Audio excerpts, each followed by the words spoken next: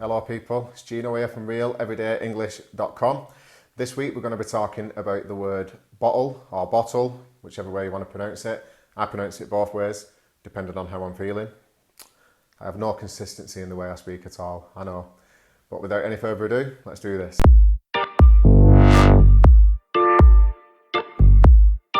Happy Sunday people, welcome back to the channel. I hope you're doing okay, I'm feeling great, even though it is another wet weekend here in Northern England. But what do we expect? We are in Northern England after all, and we have had some decent weather this summer, so I can't really complain. Anyway, I digress, so let's crack on with today's topic. This is a bottle, everybody knows that, we all know that. Plastic bottle, glass bottle, two different kinds. Usually used for holding liquid. This one's got juice in it, orange juice.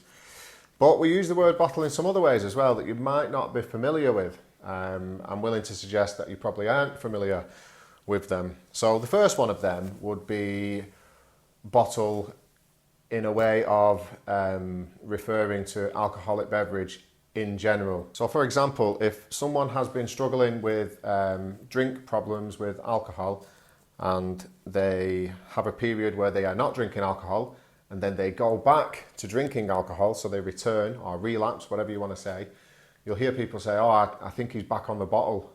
I think he's back on the bottle, and it means he's back drinking. He might not be drinking from bottles, he might be drinking from a can, but that's what we say, he's back on the bottle. Or for example, if you are working the following day from today, and somebody invites you for a drink, and you could say something like, no, I'm going to stay away from the bottle today because I'm working tomorrow. And it's a general term for alcoholic beverages.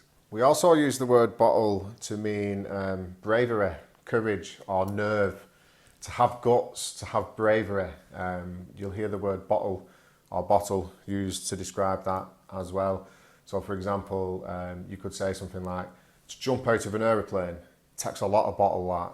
It takes a lot of bottle that, and it means it takes a lot of courage, it takes a lot of nerve to jump out of an aeroplane.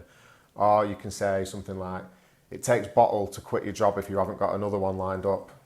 And exactly the same thing, it takes nerve or courage to quit your job if you don't like it, if you haven't got another one in place. And just as the word bottle can be used to describe having courage or having nerve, we can also use it to describe someone who doesn't demonstrate that they have a lot of courage or have a lot of nerve. And there are several ways to do this. So the first phrase would be to lose one's bottle. And this means to lose your nerve or resolve to do something. So to lose your bottle. So for example, if you had arranged to do a skydive, you're going to jump out of a plane, and then the day comes and you don't go to do it, then someone would say, oh, you've lost your bottle, and it means you've lost your nerve. And there's two other phrases that mean very similar as well. So you could say, somebody could say, oh, you've bottled it, he's bottled it, she's bottled it. And if you've bottled it, it means you've wimped out, you don't want to do something, you've lost your nerve. You can also say bottle out as well, which is a phrasal verb. So, oh, he's bottled out, he's not going to do the skydive today because he's bottled out. You can also use it in the context of expressing that you don't think someone is going to do something. So if you are working with someone, for example, and they keep saying to you, I hate this place, I'm going to quit, then you could say something like, oh mate, you've not got the bottle. And it means you've not got the courage to do it. Another phrase with the word bottle, or another way we use it, is when we describe people as bottling things up, to bottle things up. And what that means is that the person doesn't talk or communicate about the things that annoy them, make them angry or make them sad or whatever, and they keep it all inside. And it's like you said, when you're keeping all that inside you, you're not expressing it, we use you're bottling it up. So you'll often hear one person say to another, you need to stop bottling things up. And it means you need to stop holding it all inside and talk about it and release it.